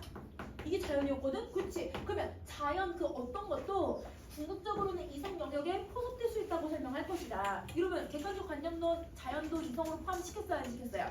포함시켰죠? 인간도 이성이고 자연도 이성이라고 얘기를 했으니까 맞는 말 돼야지. 그래서 여러분 반이성적으로 보이는 게 자연이라는 걸 바로 캐치할 수 있어야 돼. 자, 여러분 4번. 이성이 절대적인 진리치를 가지고 있다라고 하는 거. 여러분 절대적인 여러분 진리치라는 게 아까 절대적 이성을 얘기하는 거지. 그러면 절대적 이성을 가지고 있다라는 관점에서 이거에 의해서 모든 역사적 사건, 여러분 역사적 사건은 누구에게 일어나는 것을 얘기해? 인간에게 일어나는 거거든. 인간에게 일어나는 모든 일을 본문에서 뭐라고 얘기했어? 인간사라고 했는데, 그러면 인간사를 여러분 뭐라고 설명했어요? 인간사도 여러분 이성에 포함시킬 수 있고 이성으로 설명할 수 있다고 얘기를 했어. 그러면 여러분 이성의 법칙에 따라서 설명할 수 있죠. 맞는 말이에요. 인간사는 바로 캐치하시면 돼요. 억압적 자연지배에 책임을 져야 된다라고 하는 비판이 제기가 된다면, 근데처럼 니네 이 책임져야 돼, 환경위기 만든 책임져야 돼 이런 말이 나온다면 근대 철학에 들어갈 수 있는 애가 누구라고? 데카르트, 칸트, 객관적 관념론이야. 그러면 객관적 관념론은 자연과 인간이 동근원성을 가지고 있기 때문에 이론론적인 관점으로 자기네가 볼 수 있다는 거예요. 이러면 이론론적 관점이 맞아요? 자연과 인간이 하나라고 생각을 하고 있으니까 이론론적 관점 맞죠? 그러면 이런 생각이면 여러분 자연을 훼손할 수 있다 없다? 자연을 훼손할 수 없다고 얘기를 했거든? 그러면 여러분 그걸 가지고서 훼손을 한다라고 하는 근대 철학의 오명을 벗을 수 있다. 이게 문제점을 해결할 수 있는 방법이었잖아. 그러니까 이거 좀 맞는 말이 되는 거야. 답은 2번 돼야 되더라. 그래서 저 만들어진다라고 하는 걸 여러분 앞에 나온 선생님 정초에다가도 만들어진다라고 하는 말 써놨으니까 그 정초라고 생각하면 안 돼. 법칙을 제작하다라는 의미로 생각을 해야지. 그치? 답은 2번이에요. 11번 문제는 여러분이 한번 풀어보시고 선생님이랑 어디 가냐면 45쪽에 있는 내용을 한번 가봅시다. 45쪽? 44쪽? 얘들아 44쪽 미안해 44쪽 44 44쪽 볼 거야. 자 여러분 선생님 문학은 여러분 이제 여러분이 문학을 푸는 내용들은 여러분 잘 알고 하니까 선생님이 뭘 해야 되냐면 어떻게 출제가 되고 있는지에 얘들아 형식, 문형 이런 것들을 잘 봐야 된다고 했거든. 자 그럼 우리는 여러분 현대 소설의 출제 경향을 한번 살펴봅시다. 자 여러분 근데 저번 시간에 선생님이 뭐라고 했냐면 여러분 수능 특강하고 수능 완성 연계되는 교재에서 이런 문학은 6지문 중에 몇 개가 그대로 나온다고 했어요. 4개, 그렇지 여러분 4개 그대로 나온다고 했거든. 그러면 여러분 선생님이 고3 애들한테 진짜 달달하다 좀 공부 좀 해라. 아니 수능 6개 중에 4개가 그대로 나오는데 좀 공부 좀 해라. 달달하다 좀 암기도 하고 뭐도 해라. 내가 이렇게 교수로 누누이 얘기하거든. 이번 고3들도 6월 모의고사에 선생님이 그냥 딱 찝어줬어. 얘들아 시험 전에 그 전주 딱 수업 때 이거 시험 보기 전에 한번 딱 공부하고 들어가는 거 어때? 라고 해서 선생님이 얘들아 뭐뭐 딱 찝어줬냐면 이런 고전 시간은 무조건 나오거든 얘들아. 그래서 고전 시가에서 이러면 이 공상곡이라는 작품하고 우부가라고 하는 작품이랑 단가일전 좀 보면 어때? 이렇게 얘기를 했거든. 이 새끼들이 다 빗둥으로 들어가지고 우부가가 나왔단 말이야. 선생님 얘기한 거. 왜냐면 고전 시간 선생님이 찍신이 잘 오는 게 아니라 이러면 고전 시간은 뭐가 나올지 딱 눈에 보여요 선생님들은. 그러면 이런 이것 좀 공부해라 했더니 이 새끼들이 얘들아 다 빗둥으로 들어가지고 그래서 이런 수업 시간에 선생님 공부할 걸 그랬어요. 그럼 이런 거는 그래도 내가 수업 시간에 말했던 거 기억을 하잖아. 근데 어떤 놈들 선생님 수업 시간에 얘기했어요? 이거는 진짜 쳐맞아야 되는 거 아니야 얘들아 진짜? 자 그런 애들도 있는데 이러면 내 말 듣고 공부한 애들은 어때 얘들아? 안 읽고 풀었어. 그러니까 시간이 엄청 단축이 되지. 안 읽고 풀 수 있거든 얘들아. 6개 중에 4개가 나오면 여러분 그대로 나올 거기 때문에 안 읽고 풀 수 있어요. 그러면 여러분 어디에서 시간이 단축이 될 수 있냐면 문학에서 시간을 단축을 시켜야 돼요. 그래서 여러분 선생님이 가장 이상적으로 생각하는 아이가 내가 찾았어. 이런 유튜브에 요즘 이제 졸업생들이 얘들아 설명하는 어떻게 공부했다, 내가 어떻게 대학 이 시험 어떻게 봤다, 막 이런 거 얘들아 인터뷰하는 것들 있잖아. 그래서 내가 어떤 애를 이렇게 봤는데 어떤 애가 이러면 이제 국어 문제를 풀었는데 작년 수능 사실 조금 어려웠거든. 근데 그 작년 수능에서 비문학은 30분 정도 애들이 30분에서 35분 정도 풀어요. 그래서 30분 정도 걸렸고 그 다음에 문학은 20분 만에 풀었고 엄매를 선택했는데 엄매는 얘가 공부를 되게 잘했나 봐. 10분 만에 풀었대. 그러니까 엄매는 10분 만에 풀 수 있거든. 얘가 진짜 빨리 푸는 친구들은 최소가 10분이야. 근데 그러면 문학도 20분밖에 안 걸렸대. 그러니까 얘들아 시험 보는데 20분이 남았다는 거야. 근데 얘가 국어는 하나 틀리고 연대 치대를 갔대요. 수신 떨어지고 점수도. 그래서 너무 잘했잖아 얘들아. 근데 얘들아 어떻게 공부했냐, 어떻게 하면 문학을 20분이나 단축을 시켰냐, 이렇게 얘들아 이제 인터뷰하는 사람이 물어보니까 자기가 변태처럼 공부를 했대. 그 여자애가 그 변태처럼 공부하는 방법이 뭐냐 라고 했더니 내가 가장 이상적으로 생각하는 아이 어떻게 공부했을 것 같아 얘들아? 외운 것도 있는데 얘들아 소설 있잖아. 고전소설하고 현대소설 전문을 다 읽었대. 도서관에서 책 다 빌려서 다 읽었대. 모든 내용을. 왜냐면 수능 특강에 얘들아 이 부분이 나오면 여러분 수능에서는 여러분 요 부분이랑 새로운 부분 조금 이렇게 연결시키거든. 그 선생님은 애들한테 달달달 공부하는 게 뭐냐면 여러분 그 답지 수능 특강 수능 완성 답지에 전체 줄거리가 나와. 그것만이라도 읽으라고 하거든 얘들아. 그냥 전체 줄거리 내용 알면 그래도 내용 다 어느 정도 알잖아. 근데 걔는 다 읽었다는 거야. 그걸 다. 그래서 시간이 내용을 다 얘들아 알고 있으니까 안 읽고도 문제 풀 수 있으니까 20분. 근데 연계가 안 되는 게 두 개가 있죠. 그 연계 안 된 것만 읽느라 20분이 걸렸다는 거야. 근데 만약에 다 알고 있으면 시간 안 걸리는 거지. 걔는 진짜 빨리 푸는 거야. 그렇게 공부했대. 난 그렇게 바라지도 않아. 너네한테 그런 거 바라지 않아. 여러분 나오는 걸 여러분 그걸 공부라도 달달달달 공부한다는 건 답지라도 제대로 받으려고 하는 뜻이거든. 근데 여러분 우리가 지금 연계 공부를 하는 게 아니잖아요. 그럼 여러분 이제 기출을 공부하면 여러분 연계가 안 되는 것들은 어떻게 공부를 해야 되냐면 여러분 출제 의도가 무엇인지를 생각하면서 지문을 읽어야 해요. 특히 비문학의 현대 소설은 여러분 우리 문학 갈래들 중에서 얘들아 제일 연계가 안 돼요. 그러니까 얘가 제일 비연계가 많은 갈래 중에 하나야. 그래서 최근 5년 동안 여러분 6월, 9월 수능 주문 중에서 연계가 된 게 얘들아 손에 꼽아. 작년 같은 경우도 6월, 9월 수능 중에 얘들아 현대소설 연결된 게 6월 모의고사에 원미동 시인밖에 없었어. 작년도. 올해도 지금 연계가 현대소설은 아버지의 땅 6월 모의고사 딱 하나 나왔어. 올해도. 아마 수능에 연계 안 될 거야. 그러면 이러면 연계가 안 되니까 선생님이 출제 의도를 파악해야 된다고 했잖아. 그러면 출제 의도를 파악할 수 있는 방법은 뭐밖에 없어요? 보기를 봐야죠. 보기는 출제자들이 이런 방식으로 읽어라라고 알려주는 부분이에요. 그래서 여러분 이 보기가 여러분 뭘 하는 거냐면 출제자의 의도가 정리되어 있는 글이야. 그러니까 이거대로 글을 읽어야 되는 거야. 자, 그래서 수능에서는 여러분 저걸 놓치는 친구들이 많아. 그래서 저기에 나와 있는 출제자의 의도 이거 정확하게 찾아낼 수 있어야 돼. 자, 그러면 이게 현대소설의 출제 경향이고 두 번째는 현대소설에서 얘들아 우리가 이제 알고 있는 현대소설 중에 얘들아 일제강점기 이런 전쟁 그 다음에 얘들아 60년대부터 80년대 독재정권 시대적인 상황은 여러분 이제 곁다리로 들어가고요. 어떤 내용들이 많이 들어가냐면 내면 이 내면에 초점을 두고 있는 작품들. 그러면 내면에 초점을 두니까 얘들아 무슨 시점을 제일 많이 쓸까? 내면을 얘기하려면 전지효작가 시점이나 또 하나 1인칭 시점을 써야지. 그래서 여러분 지금 최근 5년 동안 나왔던 6월 9월 수능 지문들은 거의 대부분이 다 1인칭 시점 아니면 전제작가 3인칭 관찰자가 거의 없어. 그래서 요 시점을 두드러지게 많이 사용을 하고요. 그리고 내면을 여러분 초점을 두면 여러분 내 내면을 1인칭 시점 사용하고 내면을 전제작가 시점으로 다 알려주니까 오히려 더 직설적으로 설명해주지 않을까? 이렇게 생각을 하잖아. 여러분은 여러분 마음을 다 알아요? 여러분 선생님은 이 나이 먹도록 내가 어떤 사람인지 잘 모르겠는데 여러분 이 사람이라고 하는 존재는 내 마음을 다 알 수 있는 게 아니야.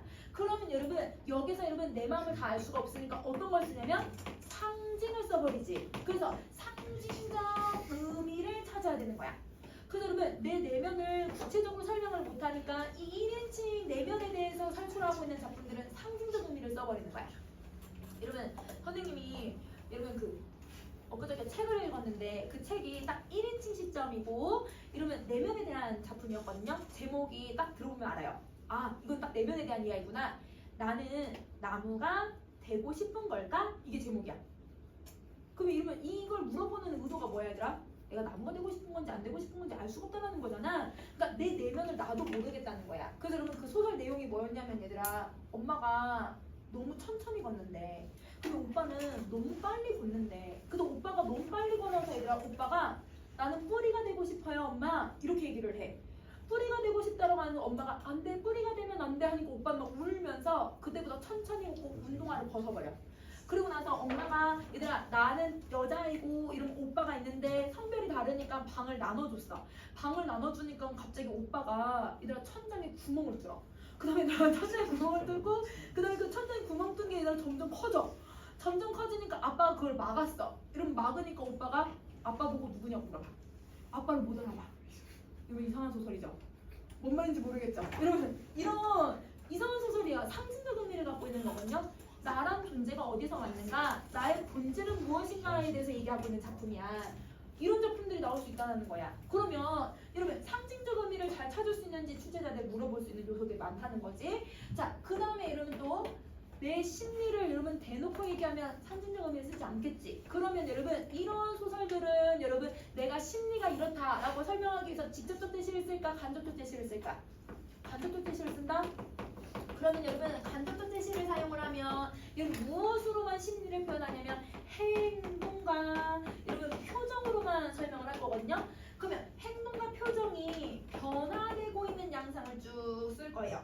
그러면 그 속에서 여러분은 뭘 찾아야 돼요? 왜 이렇게 행동이 바뀌었는지 그 이유를 찾아야 되는데 행동과 표정의 변화는 뭘 전제해야 되냐면 심정이 변해야 돼. 이 심정의 변화가 있어야 여러분 요걸 내려가는 거지. 그러면 출제자들은 여러분 현대소설에서 요즘에 원하는 게 뭐냐면 어떤 심리를 가지고 있니? 어떻게 심정이 변했니? 이걸 여러분이 찾을 수 있는가? 이거 물어보는 거고 두 번째는 여러분 상징적 의미 찾을 수 있니? 이거 물어보는 거고 세 번째가 시점을 어떻게 소설하고 있는가? 이걸 물어본다는 거야. 그래서 여러분 현대소설은 대부분 세 문제 정도 나오거든요. 그럼 세 문제에서 네 문제 정도 나올 때 요 세 가지의 내용들이 나올 수 있다라고 생각해주면 되는 거야. 그래서 여러분 전반적으로 현대소설의 경향은 요런 거예요. 알겠죠? 그러면 이거를 얘들아 보려면 출제자의 의도를 알아야 상징적 의미도 파악할 수 있고 이러면 심정이 어떻게 변화하고 있는지 알 수 있으니까 여러분 우리 보기 한번 살펴볼게요. 자, 초식이라고 하는 이 작품은 폭력과 비순서로 표상화되는 육식의 세계에 맞서려는 개인 투쟁을 형상하고 있는 작품이다. 자, 그러면 여러분 이게 첫 번째 문단이거든. 첫 번째 문장에서 여러분 이 행간에 숨겨져 있는 의미 3개 찾으셔야 돼요. 자, 여러분 초식이라고 하는 애도 나왔고 육식이라고 하는 애도 나왔어. 근데 여러분 초식과 육식은 어떤 단어 관계야? 반대말이지. 그러면 얘는 대조의 관계를 가지고 있으니까 우리 아까 얘들아 우리 비문학 할 때도 얘들아 의미의 관계에 따라서 여러분 우리 숨겨져 있는 의미 찾아낼 수 있다고 했죠. 그럼 자 보세요. 육식의 세계는 폭력과 여러분 비순수의 세계래요. 그러면 그 반대인 여러분 초식은 뭘 상징하고 있는 거야? 알지? 아는데 말 안 하는 거지? 그다음에 비폭력과 순수의 모습이야. 그러면 여러분 초식은 여러분 뭐라고 얘기하냐면 개인의 투쟁을 다루고 있는 작품이래. 그러면 여러분 개인의 투쟁이라고 하는 거니까 당연히 폭력에 맞서겠구나 이렇게 생각해도 되지만 개인의 반대의 말이 뭐냐면 여러분 사회야 사회. 그러면 사회에 뭐에 투쟁을 하냐? 당연히 사회의 부정적인 측면을 얘기하는 거지. 그럼 여러분 사회의 부정이라고 해도 되지만 우리는 여러분 이제 조금 문학이랑 비문학을 공부를 했으니까 사회의 모순, 사회의 부조리에 맞서는 거야. 그러면 여러분 이 초식이라고 하는 작품에서의 주인공은 초식의 행위가 여러분 이 사회 부조리에 맞서는 행위라고 생각을 해주면 되는 거야. 그러면 이때 이 사회라고 하는 건 그러면 여러분 우리 현대소설은 언제부터 언제까지를 다루는 걸 현대소설이라고 해? 개화기부터 지금까지를 다루는 게 현대소설이거든? 그럼 이 현대소설의 얘들아 시기에서 폭력이 있었던 시대가 언제였는지를 여러분 이제 우리 2학년 문학 교과서 하면서 쭉 배웠잖아요. 일제강점기, 전쟁, 여러분 60년대부터 80년대의 독재정권 이게 폭력의 시대거든요. 그러면 이 육식이라고 하는 건 여러분 우리가 일제강점기부터 80년대 사이에 있었던 그 폭력에 대해서 초식의 행위로 맞서려고 하고 있는 거구나 이렇게 생각을 해주면 되는 거야. 그럼 다시 또 갈게. 자, 이 초식에서는 육식의 세계의 삶의 논리에 따라 일상을 살아가는 사람들을 부정적으로 그리고 있다. 당연하지. 부정적인 사람들이지. 자, 더불어 이들은 낡고 부조리한 세계를 새롭게 변화시킬 수 있는 사회적인 동력을 상실한 인물들로 형상화되고 있다. 그럼 여러분 육식의 세계를 가지고 있는 사람들은 어떤 걸 갖고 있냐면 낡은 걸 가지고 있는 거네. 이걸 끊어내지 못하는 거야. 그 선생님 말을 바꿔서 낡은 인습이라고 할게요. 그래서 육식의 세계를 가지고 있는 사람들은 낡은 인습을 계속 가지고 있는 사람들. 근데 초식의 행위를 하는 사람들은 뭐 하려고 한다고 얘들아? 투쟁하는 건 반대니까 새롭게 변화를 하려고 하는 거야. 자, 그럼 다시 이런 의미에서 초식은 이 초식의 아버지가 출마할 때마다 육식을 거부하고 채식을 선택하는 행위는 단순한 섭생의 문제가 아니다. 이러면 섭생이 무슨 뜻이야? 먹고 사는 거. 이러면 내가 먹는 거에 문제가 있는 게 아니다. 그러면 여러분 이 초식을 대표하는 게 누구라는 거예요? 아버지라는 거네요. 그러면 아버지는 여러분 비폭력과 순수를 상징하는 사람이라는 거야. 이게 누구야? 그러면 주인공이네. 아버지가. 그치? 그러면 아버지와 얘들아 생각이 다른 사람들은 육식의 세계의 틀에 맞춰있는 사람들이라고 생각해주면 되는 거야. 그러면 딱 봐도 얘들아 아버지는 긍정적 인물이에요? 부정적 인물이에요? 긍정적 인물이죠. 여기는 당연히 부정적인 인물인 거고. 자, 그런데 흥미로운 점은 여러분 여기 바로 갈 거야. 흥미로운 점은 육식의 세계에 대해 맞서는 한 방식으로 채택한 개인의 특정 행위가 아버지가 하고 있는 초식의 행위나 아버지의 모든 행위가 종종 조롱의 대상이 된다는 거야. 그러면 여러분 봐봐. 여러분 아버지는 긍정적인 인물인데 부정적인 인물들한테 뭘 당하고 있다고? 조롱을 당하고 있다는 거야. 그러면 이 출제자들이 얘들아 이런 걸 여러분 보기에서 찾아냈다고 했으면 여러분은 이걸 이제 지문에서 찾아야 되잖아요. 지문에서 이제 뭘 찾으면 돼요? 폭력이 육식으로 드러난다고 했지만 육식이 그러면 어떤 형식으로 나타나고 있는지를 찾아야 되는 거지. 자, 그 다음에 여러분 사회 부조리라고 하는데 아까 사회가 아니라 언제부터 언제까지라고 했어요? 폭력의 시대가 일제강점기부터 80년대 너무 길잖아. 그러니까 여러분 이때 이 사회 부조리가 정확히 언젠지를 찾아낼 수 있어야 돼.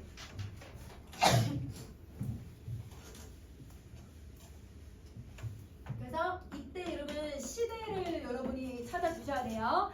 자, 그리고 왜 어떤 게 낡은 인습을 가지고 있는지도 찾아줘야 돼. 그리고 어디에서 조롱을 하고 있는지도 찾아줄 거야. 그러면 출제자는 기본적으로 여러분 요 4개 정도는 찾아낼 수 있을 거라고 생각을 하는 거죠. 지문에서 한번 정리 한번 해봅시다. 여러분 41쪽 가세요.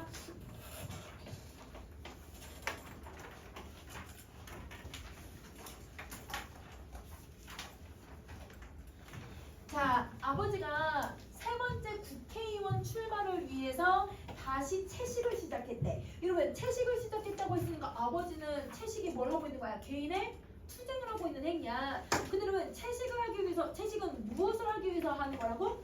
국회의원 출마. 그럼 여러분 국회의원에 출마하는 게 바로 뭐가 되는 거예요? 개인의 투쟁인 거죠. 자, 그럼 보세요. 여러분 시대적 배경 찾을 수 있어요. 여러분 아버지는 국회의원에 출마한다고 했는데 여러분 국회의원에 출마하려면 국회가 있어야 되잖아?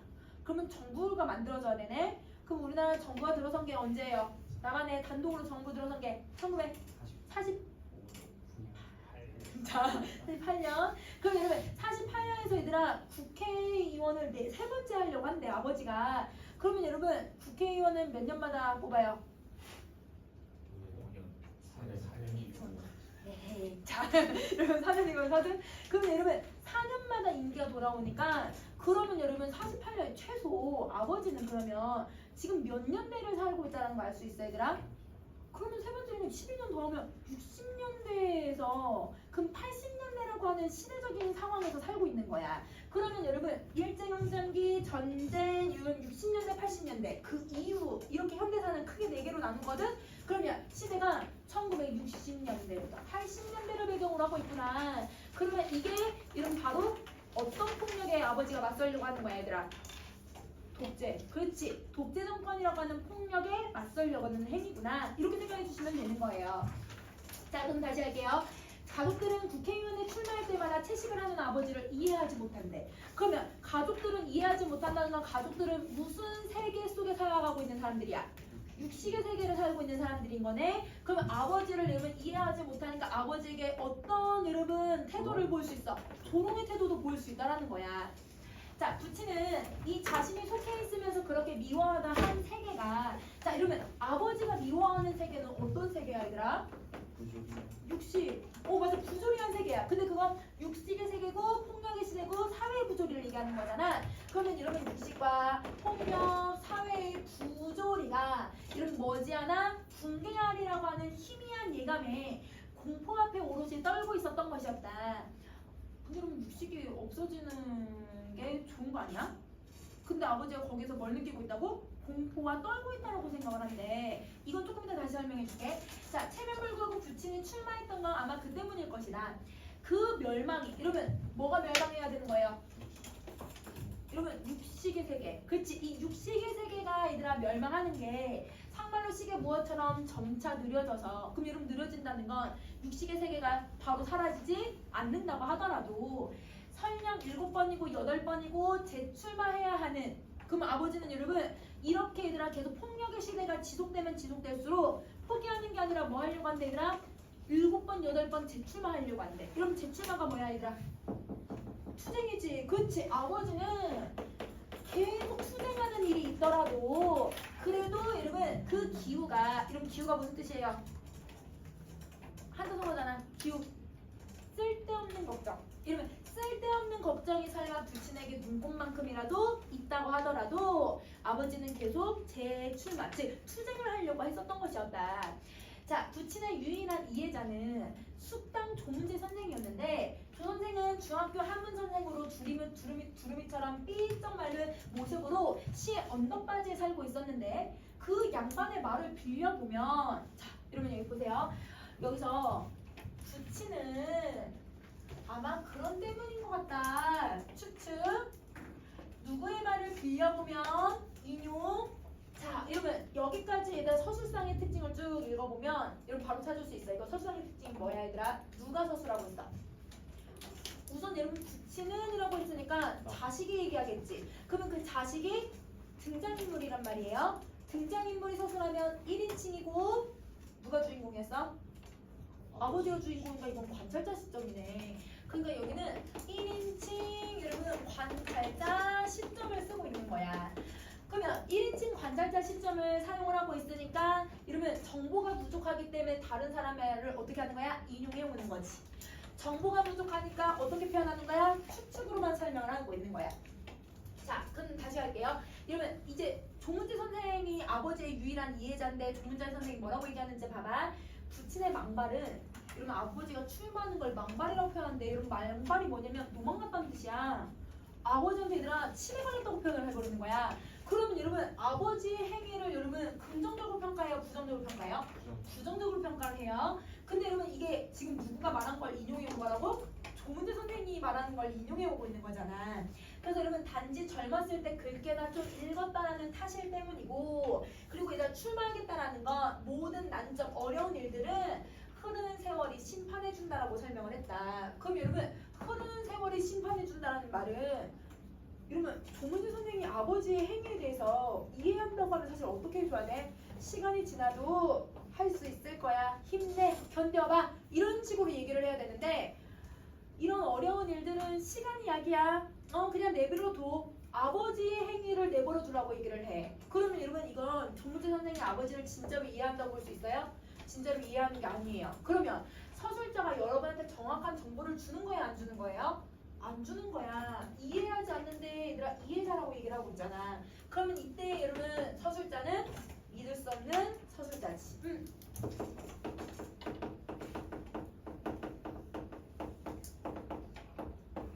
여러분 믿을 수 없는 서술자는 대부분 여러분 어떤 시점을 쓰는 사람들이 믿을 수 없는 서술자야? 1인칭 관찰자 주인공들이야. 그러면 여러분 믿을 수 없는 서술자라는 건 정확한 정보를 안 주기 때문에 여러분이 그 정확한 정보를 찾아야 돼요. 그러면 여기 보세요. 아까 부친이 저 폭력의 시대가 얘들아 사라지는 걸 여러분 당연히 좋아해야 되는데 얘들아 얘가 판단하기에는 그게 아버지가 두려워하고 있는 거라고 생각을 하는 거야. 잘못된 정보를 준 거야. 조문재 선생이 이해자라는 것도 잘못된 정보를 주고 있는 거죠. 이걸 구별하셔야 돼요. 알겠죠? 자, 그럼 다시 할게요. 세월도 세월이려니와 설량에 대한 부친의 이런 엉뚱한 꿈이라던가 여러분 아버지가 얘들아 국회의원이 되고 싶다라고 하는 걸 아들은 뭐라고 생각해? 엉뚱하다라고 해서 부정적으로 평가해. 자, 그리고 이를테면 그 준비라고 할 수 있는 채식 같은 기묘한 방법은 지금 곰곰 생각해보니 그건 거슬러 올라가서 구약 다니엘서에서부터 그 이유가 있는 것 같다. 그러면 아버지의 얘들아 이런 개인적 투쟁은 어디에서 비롯됐다고 생각하는 거예요? 다니엘서에서 비롯됐다고 생각을 하는 거예요. 그럼 여러분 구약 다니엘서는 구약 성서에 나오는 성경 내용인 거예요. 성경 내용에서 비롯됐다 이렇게 생각을 하는 거지. 자, 채식에 관한 것뿐만 아니라 흉흉한 난세의 여러 조짐에 대해서 그 책은 괴상한 꽃얘기라던가 기괴한 짐승들을 무수히 등장시켜서 공갈을 치고 있는데 이러면 성경 내용이 뭐 하고 있대더라? 공갈친데 그럼 이거는 성경을 비하한다기보다 성경을 아버지가 지금 따르고 있지. 그러니까 아버지의 행위를 내가 부정적으로 보고 있으니까 아버지의 행위를 뭐라고 생각하는 거야? 공갈친다고 표현하는 거야. 그러면 여러분 이게 아버지에 대한 부정적인 인식. 그 이는 철이 후 발톱은 노시며 그 다음에 이 먹고 부스러뜨리고 나머지는 발로 밟았으며 이런 끔찍한 구절까지 있는 것이었다.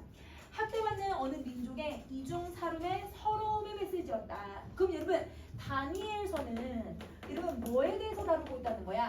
학대받는 민족에 대해서 다루고 있는 책이라는 거야. 근데 여러분 학대받는 민족이라고 하는 건 여러분 보기에 어떤 단어랑 연결을 시켜야 될까? 이 민족은 뭘 당하고 있는 거예요? 폭력을 당하고 있는 거죠. 그쵸? 그러면 다니엘서는 폭력을 받는 사람들에 대해서 이야기를 하는 거야. 그러면 폭력을 받는 사람들에 대한 이야기인가 아버지가 거기에 대해서 뭘 하려고 하는 거야? 투쟁하고 그거에 대해서 울분을 토하려고 하고 있는 거구나. 이렇게 생각하면 되는 거죠. 하지만 부친 정말 다니엘서를 도파했는지는 장담할 수가 없대. 그치? 왜냐면 관설자니까 아빠가 읽었는지 안 읽었는지는 알 수가 없는 거야. 자, 부친은 홀로 무언가 유일한 걸 믿고 있는 것 같긴 했지만 외할머니나 모친에 대한 어쩔 수 없는 반발 때문에 평생 절이나 교회 문턱을 피하고 그 다음에 어쩌다가 집안의 종교적인 물건, 부적, 찬송, 성경책, 지등, 여러분 지등은 이러면 뭐예요 여러분? 지등은 종이로 만든 등불이니까 불교에서 얘기하는 거죠. 그러면 이런 것들이 집에 보이기라도 한다면 그걸 어디인가 감추어버리곤 했기 때문에 설마 당신이 방에 몰래 숨어서 다니엘서라고 하는 성경책을 읽었을 거라고는 상상되지는 않는다. 그러니까 이러면 이거는 나의 추측일 뿐이야. 읽었는지 안 읽었는지는 알 수는 없어. 그치? 그런데 하지만 다니엘의 그것과 똑같은 어이없는 절규가 허기와 오기와 무청중에 지친 부친의 유세장에서 이러면 아버지는 국회의원 출마하면서 유세를 하는데 유세 아무도 없대. 무청중이래. 아무도 없는데 이들 아버지는 목소리를 내고 있다는 거야. 그 유세하고 있는 내용이 흘러나오는 걸 나는 들었다. 그러면 아버지가 유세하는 그 내용은 여러분 뭐 유세하는 내용이 무슨 내용이라는 거예요 여러분? 다니엘서에 나오는 내용이라는 거야. 그러니까 내가 얘들아 읽었는지 안 읽었는지 정보를 여러분에 줄 수는 없지만 아버지가 말하는 내용은 이 다니엘서에 나오는 내용과 똑같다.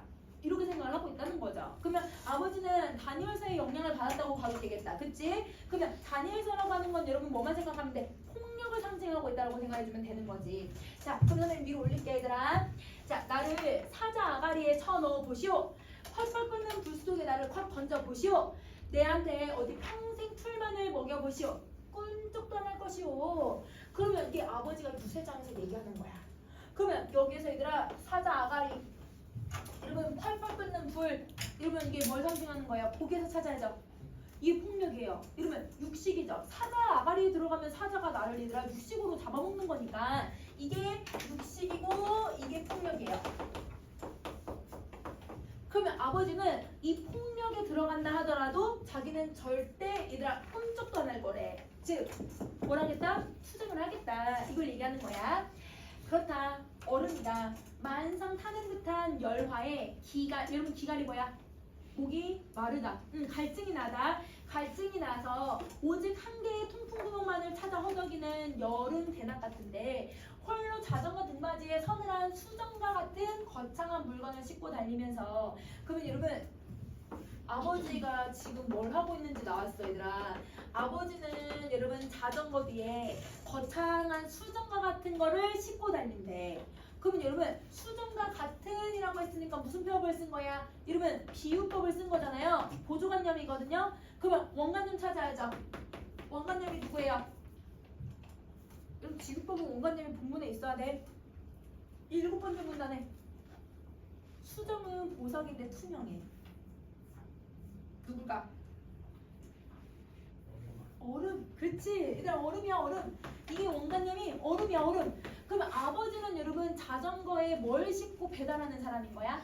얼음 배달을 하는 사람이라는 거야. 아버지는 얼음을 배달하시는 분인데 아버지의 꿈은 뭐가 되는 거? 국회의원이 되는 게 꿈이야. 근데 이때는 국회의원이 자기의 어떤 이익 때문에 되려고 하는 게 아니라 뭐 때문에? 투쟁을 하려고. 그렇지. 아버지의 꿈은 빼도 박도 못하게 그 결정제 속으로 들어가고 있는 것이다. 여러분 이런 상징적 의미 찾아낼 수 있어야 돼. 자, 나 이제 출마할란다. 아버지가 처음으로 입을 열었을 때 그 개면적인 웃음, 우는 듯한 눈, 경악에 찬 가족들의 힐난의 시선에서 조금씩 떨리기 시작하던 입술이 그것을 증명한다. 아버지는 별식으로 모처럼 놓인 도미구이를 옆보 쪽으로 치웠대요. 그러니까 아버지는 이제 처음부터 이제 뭘 안 하는 거예요? 육식을 하지 않는다는 거죠. 여러분 다음 페이지 가세요. 자, 그러면 여러분 이렇게 아버지는 여러분 육식을 시작하고 여러분 국회의원을 출마하겠다고 얘기를 해. 근데 여러분 뒷부분은 어차피 읽어보면 아니까 9번 문단부터 다시 가볼게요. 얘들아 9번 부분 보세요. 우리들이 고통스러웠던 건 서강산 무표, 서강산 삼표이라고 하는 이러면 친구들과 이웃들과 학교 동료들 간의 조석 간의 인사가 아니었대. 그럼 여러분 이들이 지금 뭘 하고 있는 거야? 아버지를 조롱하고 있는 거죠. 그러면 근데 여러분 가족들 너무한 거 아니야? 어떻게 아빠를 안 찍을 수 있어? 근데 자기도 자기를 안 찍은 거야. 그치? 아빠 무표, 아빠 3표 이렇게 나왔다는 거야. 벌써 2번 출마했을 때. 자, 그것은 선거 소동이 끝날 때마다 전시, 여러분 전시는 온 몸, 온 시간이란 뜻이야. 오욕이 얘들아 부끄럽고 수치스럽다는 뜻이죠. 이러면 너무 수치스러운 그 익살스러운 조롱을 우리 집 위에만 폭삭 아버지가 던져놓고는 진실로 늘름하고 의연하고 고고해서 참으로 아름답게 보이는 부친의 배짱이 너무 고통스러웠대. 그러니까 친구들이 놀리는 게 얘들아 고통스러운 게 아니라 아버지의 어떤 태도가 얘들아 고통스럽다? 이런 태도가.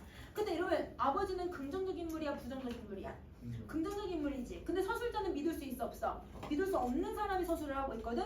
그러면 아버지의 이런 태도는 아버지는 이러면 국회의원에 떨어졌어도 자기 나름의 계속 항거하고 투쟁하는 행위니까 아버지는 그 누구보다 고결한 삶을 살고 있는 거예요. 근데 여러분 고결하다는 게 뭐예요? 고고하고 결자가 무슨 결자인지 알 수 있어 얘들아? 결자가 깨끗하다라고 하는 결자야. 아버지는 무슨 삶을 살고 있는 거야? 순수의 삶을 살고 있는 거야. 그러면 아버지는 그렇게 순수의 삶을 살고 있는 게 육식의 삶을 살고 있는 가족들 눈에는 그게 이상하게 보인다고 생각하는 거야. 그래서 어쩐지 부친은 봄장마가 뛰지 아스팔트 틈 사이로 흙탕물이 튕기는 의심스러운 한밤중에도 청명하게 보이는 거래 아버지가. 그럼 아버지는 맑고 깨끗하게만 보여지는 사람인 거야. 자, 여러분 중요 부분 가세요. 아버지는 합동 유세장에서 친구 최 씨를 만나게 되고 최 씨는 유세장에서 아버지와의 과거에 관련된 일로 난동을 피운대. 여러분 이제 드디어 뭐가 나왔어? 갈등 나온 거야 얘들아. 이 갈등. 자, 이러면 선딱 두 줄만 더 볼게요. 자, 분명치는 않아도 이러면 갈등을 겪고 나서 아버지는 채식을 그만둬요. 이러면 채식이라고 하는 게 얘들아 뭐였어? 아버지의 투쟁행위였는데 아버지는 채식을 그만둔 거야. 선거가 안 끝났는데.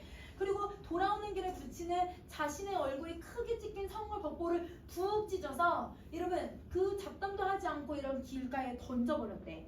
그러면 이러면 아버지는 계속 얘들아 몇십 년이든 7번이든 8번이든 채식을 할 거라고 얘기했었지. 그런데 이러면 행동에 뭐가 생겼어 얘들아? 변화가 생겼네. 그럼 선생님이 행동에 변화가 생겼다는 건 여러분 뭐가 전제돼야 된다고? 내 심정이 변했다고. 아버지의 심리가 변한 거예요.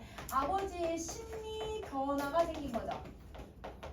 그러면 그 심리 변화가 이러면 무언지를 우리가 찾아야 되네. 1인칭 관찰자니까 찾기는 어렵겠지만 나와 있어. 이건 여러분이 찾을까? 여러분 찾아서 올 거야. 알겠지? 자, 뒷부분 읽으면 나와 있어요. 이러면 3쪽 보세요. 숙제를 해줄게.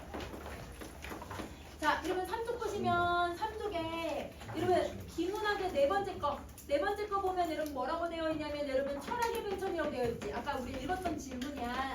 그 질문에 얘들아 몇 번 문제 안 풀었냐면 16번 안 풀었어. 그거 풀어야 돼. 자, 그 다음에 문학에서 얘들아 우리 금방 지금 본 지문이 초식이에요. 문학 첫 번째 거 초식 얘들아 저거 찾고 심리 찾아야 돼. 심리 찾고 이러면 그 다음에 문제 풀어올 거. 그 다음에 이러면 맨 아래 이런 문학 맨 아래 보면 이런 무성격자가 있어. 있니? 그것도 이러면 내면에 대한 이야기니까 그거 읽고 풀어올 거. 알겠죠? 자, 그 다음에 여러분 27일 이러면 토요일 1일 목요일까지는 학원 방학이에요. 그래서 다음 주는 안 오시고 이번 주 평일까지만 오셔야 돼요. 알겠죠? 오케이. 오늘 여기까지.